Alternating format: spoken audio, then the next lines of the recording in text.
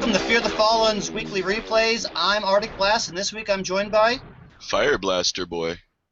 So this week we start off with Crazy Bob 82 and his AR-44 on Melkanovka. Here's Crazy Bob trying to impersonate Free Penguins. And, you know, no one can live with the Free Penguins in this tank, but Crazy Bob does give it at least a fair shake. Hey man, he gives it a try, so why not? And then, you know... It's not like it's a bad tank. No, and he makes really good use out of this dead carcass here to give him some cover. KV2's good in life, good in death. And at this point, Crazy sees that there's two tanks coming at him. They're still down 10-12. He's just basically trying to stall because he knows there's the enemy out there across the way. You know, he sees the arty coming at him. He's getting these pop shots every once in a while. So he really doesn't want to deal with the two flanks by himself. So he's just hoping that that T-37 and that IS can sort of find the other guys and alleviate him some. Yeah, relying on your teammates in random battles isn't always a good idea, but sometimes it's what you need to do. Like when you're being attacked from both flanks, and then there's this AT-2 that tries to YOLO him. Yeah, so Crazy has no choice but to have to move at that point, and he actually lucks out and he tracks him on that first shot. So now it's pretty much just the Sherman he has to deal with. Yeah, and then whatever's shooting at him from behind. Having tanks on both sides of you is asking to die. And then this AT-2 is just paying zero attention. Yeah, he's just trying to take out that IS, it looks like. But thankfully, the IS managed to take out that the Su-100M, so that freed up some pressure off of Crazy. That allows Crazy to go on and finish the game, killing the Sherman and the AT-2. Yeah, with these two gone here, it was just mop-up work after that, and Crazy comes walks away with a top gun and a high caliber. Yep, so good game for him. Up next, we have Herbie, 1994, in his AMX-12T on El Haluf. And, you know, it's obvious from this gameplay that Herbie isn't a veteran of this tank. He's not a veteran with it, but he is really good with it. Yeah, like, he knows how to play it, he just needs to work on his skills with it. And that's just a matter of playing the tank. Yeah, I mean, he gets some help right there. I mean, if his ally hadn't blown that thing up, that thing would have taken a nice chunk out of him. Oh yeah, they would have eaten him for breakfast. Yeah, and then right here, you know, he's reloading, which is usually smart when there's nothing coming up. But he ends up spotting this Tiger P, and he, in my opinion, he pulls out a little too soon, and he takes too much time, I think, to aim, because he could have finished this guy off before he got a shot on him. Well, he has to work around the 12-ton's poor gun depression, too. True. I don't know. Maybe he could have came in backwards on him. I don't know, but I just think that it would have worked a little better if he would have came backwards. But whatever, he still killed the Tiger P. He still killed him, but he took in my opinion, an unnecessary hit. But and then this poor 20. Yeah, I mean, thankfully Herbie didn't die from his mistakes there, and he's able to come along, contribute. Tears up this Tiger over here. I mean. Tears up a Tiger 2 later on. Yeah. Leaves that Tiger 2 fearing the French for once. See, the French didn't happen in World War II. Yeah, the French are good for something other than running away in World of Tanks. But only sometimes. Only if you have a team to support you. Yeah. And then Speaking of a team, Tiger 2. Yeah, well, it's an E50, but you were actually supporting him in this particular game. You were dropping arty from your S51, so. I didn't do very well that game, but that's okay. And then we have me in the E100. And you're about to teach people a critical lesson here. Never rush ahead in an E100. You do not have the DPM. Well, but when people are giving you their side. Yep. And not bringing a fire extinguisher.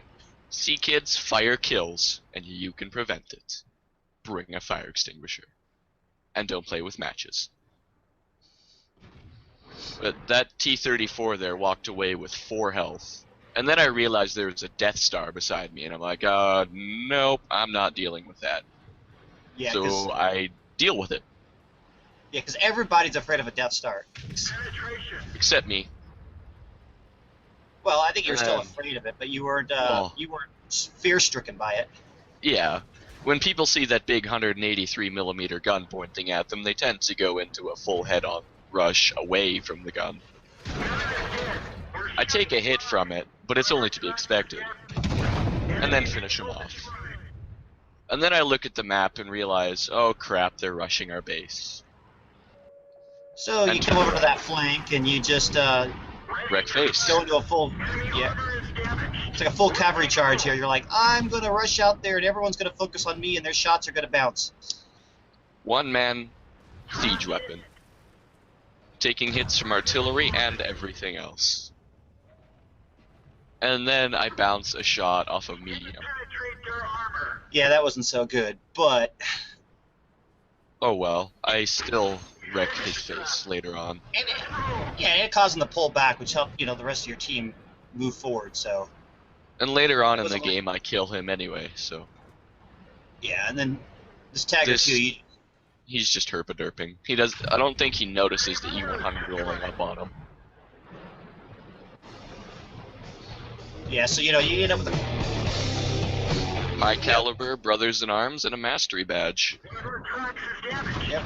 So here we have Mars 1 man in his Isk on Ensk, and he kind of rushed too far forward by himself, but he manages to do a really good job of recovering from that mistake here. Well, and using the building like this to reverse side scrape against two separate flanks is a really good thing to do. Yeah, I mean, Especially in a tank that doesn't have very much armor like the IS. Yeah, and it's the only reason he actually survived that was just because he was able to isolate their ability to lay those rounds in on him. You look at things like the IS, it has a 10-second reload, so without support, it's no good to go rushing ahead in it. Enemy armor is destroyed. But when things are going to get you their side.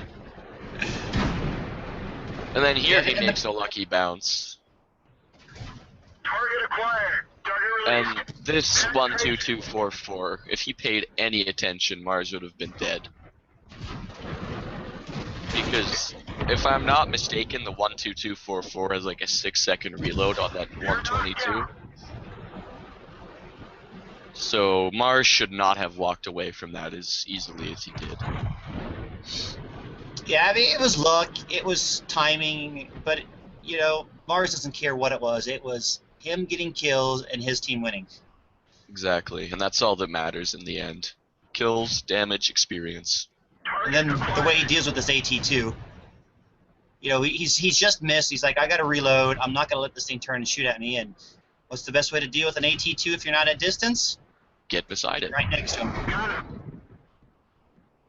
It doesn't have a turret, so it'll never turn in time to deal with something on its flank. Yep. So he walks away with walk away, with Top Gun, Steel Wall, High Caliber. So it turned out to be a great game in the end for him. Critical hit. And then here we have Shadow Hulk in his KV-2 on Karelia. And this, he manages to basically, he takes control of this flank. I mean, the rest of his team owns his flank. Yeah, his team's hesitant. I mean, they pushed a lot of tanks, but they're just hesitant, and they're not really doing much. So it's all up to Shadow if he wants to win this game. Here he's using that hill beside him to cut off their ways of firing at him. And popping in and out against a KV-2 is not very smart. So that shell is 152 millimeters of pain. Yeah, and if you lose track of, when he was reloading, and trying to, estimate, is okay, is he reloaded, is he not reloaded, did he fire at somebody else? It's not a good gamble to take. Yeah, especially when he's in cover and you're in cover. Like, if a KV-2 can make it so that he can fire at you whenever he feels like firing at you, he's probably going to win the fight. Critical hit. And even if he misses, as long as he hits near you, you're feeling it. Yeah, and splash damage from high explosive. Not only does it do damage, it knocks out tracks, it knocks out crew members. It's just And then all around not good. This Cromwell here. I don't know what he's thinking. He just gets himself wrecked. Yeah, I mean, that tank's a flanking tank and not a freaking head-on against a bunch of heavies, especially not a KV-2. Yeah, the Cromwell doesn't have the frontal armor to stop a 152mm shell. Especially not at that range. And then this VK, I don't know what he thinks he's doing. I know, he must have thought he was low or something, but he paid the price.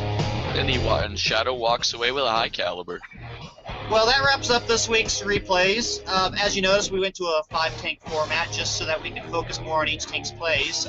Subscribe, and we'll see you next time. Bye.